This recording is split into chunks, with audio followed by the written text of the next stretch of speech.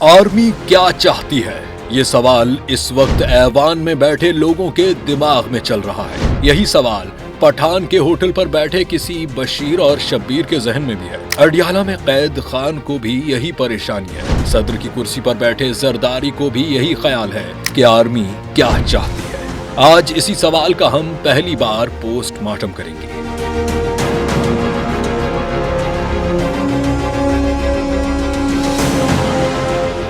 इस वक्त मुल्क दो हिस्सों में बटा हुआ है। एक तरफ फौज के हामी हैं जो कहते हैं कि अगर फौज ना होती तो हम भी ना होते, ये पाकिस्तान न होता, आसमान न होता, मेरी जिंद मेरी जान न होती। और दूसरी तरफ हैं खान के शहदाई जो कहते हैं कि खान है तो पाकिस्तान है, वरना हम अफगानिस्तान हैं। इस वक्त इन दोनों खैमों में एक सॉफ्ट वॉर चल रही है। इमरान खान सियासतदान हैं, उनको तो पावर ही चाहिए, लेकिन आर्मी को जो चाहिए वो इस पावर से भी आगे की बात है। उनको चाहिए कौम में डर, ऐसा डर जो लोगों को सड़कों पर निकलने से रोके। सबसे पहले आपको समझाते हैं खान और फौज की दूरियां शुरू कैसे और क्यों हुई।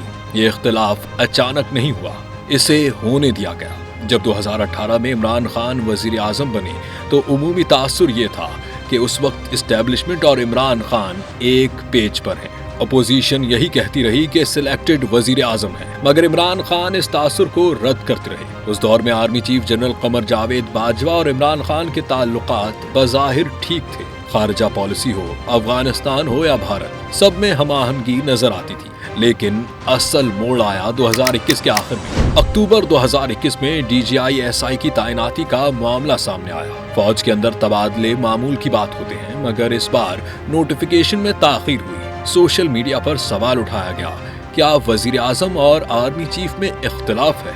यही वो लम्हा था जहां से दरार नुमाया हुई। अगरचे बाद में मामला हल हो गया, मगर पैगाम जा चुका था, सब कुछ पहले जैसा नहीं रहा। 2022 आया, महंगाई बढ़ी, इत्तेहादी नाराज हुए, अपोजिशन मुतहरिक हुई, अदम एतमाद की तहरीक आई। यहाँ इमरान खान को यकीन था कि वो बच जाएंगे, मगर ऐसा ना हुआ। अदम एतमाद की तहरीक के तहत इमरान खान की हुकूमत को गिरा दिया गया। इमरान खान ने जलसों, तकारीर और सोशल मीडिया के जरिए एक मजबूत बयानिया खड़ा किया।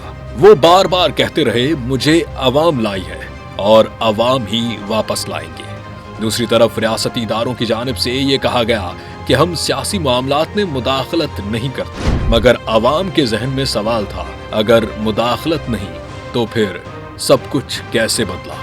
फिर आया 9 मई का दिन। 9 मई 2023 वो दिन था जिसके बाद मामलात वापस पलटने के काबिल न रहे। इमरान खान की गिरफ्तारी के बाद जो कुछ हुआ उसने रियासत और तहरीक इंसाफ के ताल्लुकात को इंतहाई निचली सतह पर पहुंचा दिया।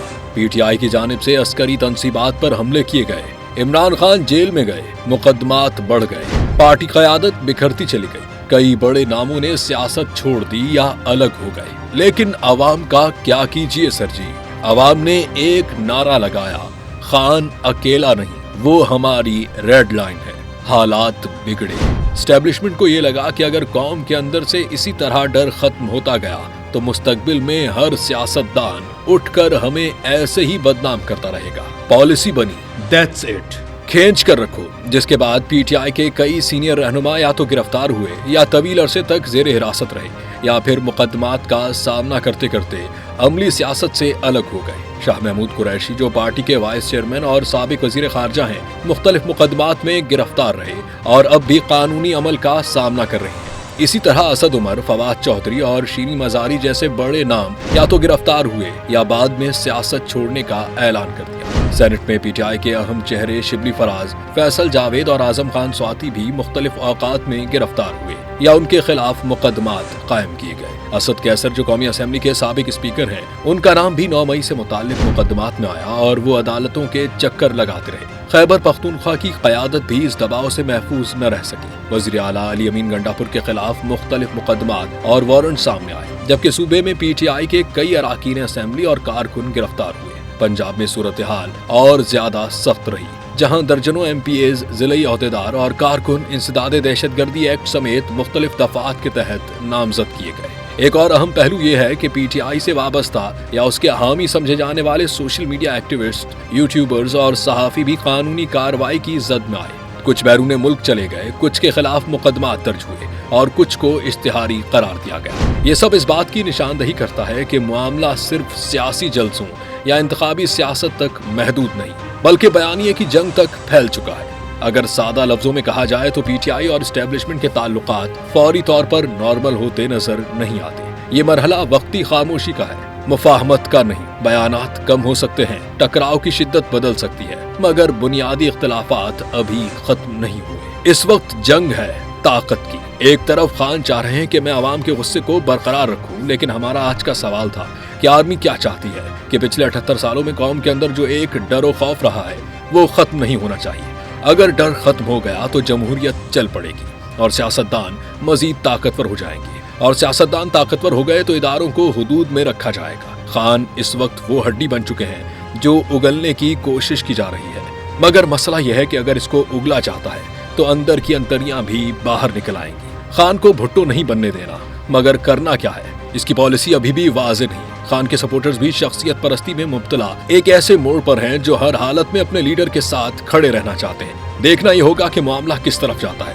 آپ کیا سوچتے ہیں؟ خان اور آرمی کے درمیان جاری اس جنگ کے بارے میں کمنٹ میں اپنی رائے ضرور دیجیے گا۔ سندھ صدیوں پرانی تہذیب کا وارث، مگر اس وقت کھنڈرات کی شکل پیش کر رہا ہے۔ لاڑ میں تو بدحالی تھی ہی، مگر اب کراچی میں بھی انسانوں کو رہنے لائق نہیں چھوڑا گیا۔ سندھو جیسا ویل مینرڈ خطہ اب کسی کھنڈر کی شکل پیش کر رہا ہے۔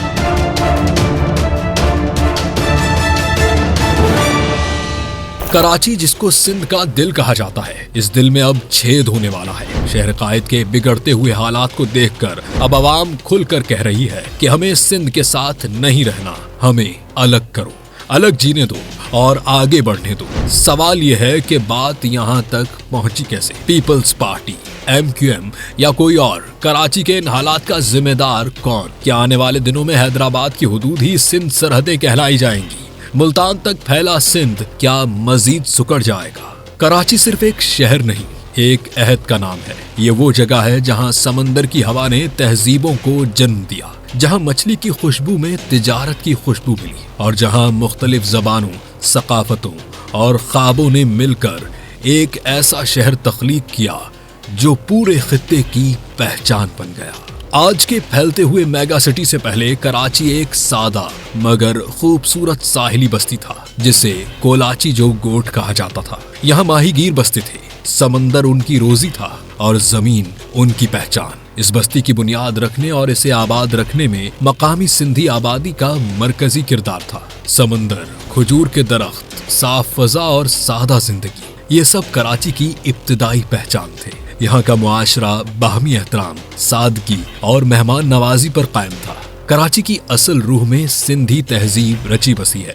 زبان، لباس، خوراک اور رویوں میں سندھ کی مٹی کی خوشبو تھی۔ مقامی سندھی تاجر، کسان اور ماہی گیر اس شہر کی معیشت اور سماجی ڈھانچے کی بنیاد تھے۔ برطانوی دور میں جب کراچی کو بندرگاہی شہر کی حیثیت ملی، تب بھی مقامی سندھی آبادی نے اس ترقی میں اپنا کردار ادا کیا۔ زمین، بندرگاہ اور تجارت، یہ سب کچھ سندھ اور سندھیوں کے بغیر ممکن نہیں تھا۔ 19ویں صدی میں برطانوی راج کے تحت کراچی نے ایک نیا روپ اختیار کیا۔ بندرگاہ کو وسعت ملی، ریلوے لائن بچھائی گئی اور شہری منصوبہ بندی نے جنم لیا۔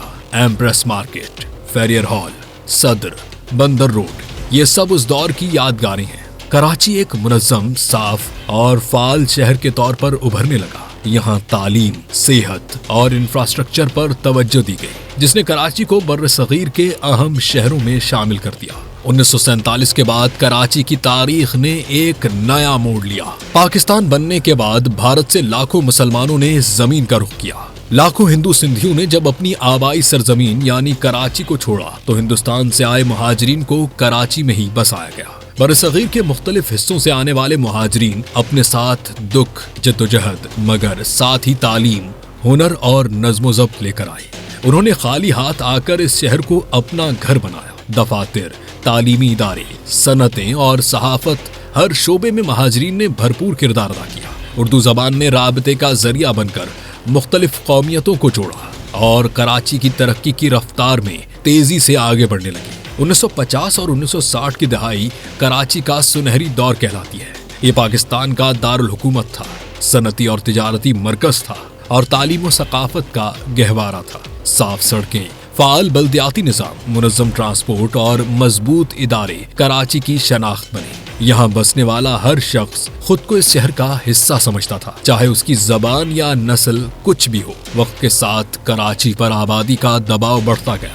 دیہی علاقوں سے مسلسل ہجرت، مناسب منصوبہ بندی کی کمی اور اختیارات کی نچلی سطح تک منتقلی نہ ہونے نے مسائل کو جنم دیا۔ پانی، رہائش، ٹرانسپورٹ اور روزگار جیسے بنیادی مسائل شدت اختیار کرنے لگے۔ سیاسی مفادات نے شہری منصوبہ بندی پر سبقت لے لی اور ادارے کمزور ہونے لگے۔ بدقسمتی سے کراچی کو لسانی سیاست کی نظر کر دیا گیا۔ سندھی اور مہاجر کے بیچ مصنوعی تقسیم پیدا کی گئی جس نے اعتماد کو نقصان پہنچایا۔ یہ وہ وقت تھا جب اسلحہ، خوف اور عدم برداشت نے شہر کے حسن کو دھندلا دیا۔ حالانکہ حقیقت یہ ہے کہ دونوں کمیونٹیز نے اس شہر کو بنایا تھا اور دونوں ہی اس کی تباہی کا درد بھی جھیلتی رہیں۔ پیپلز پارٹی کی جانب سے اس کراچی کے لوگوں پر کوٹا سسٹم مسلط کیا گیا جس نے محرومیوں میں اضافہ کر دیا۔ اسی بیچ MQM نے جنم لیا اور الطاف حسین کی قیادت میں بننے والی اس جماعت کو مہاجرین نے کھل کر سپورٹ کیا۔ عوامی طاقت کے نشے میں آخر اس جماعت نے بھی کراچی کے ساتھ دغا کی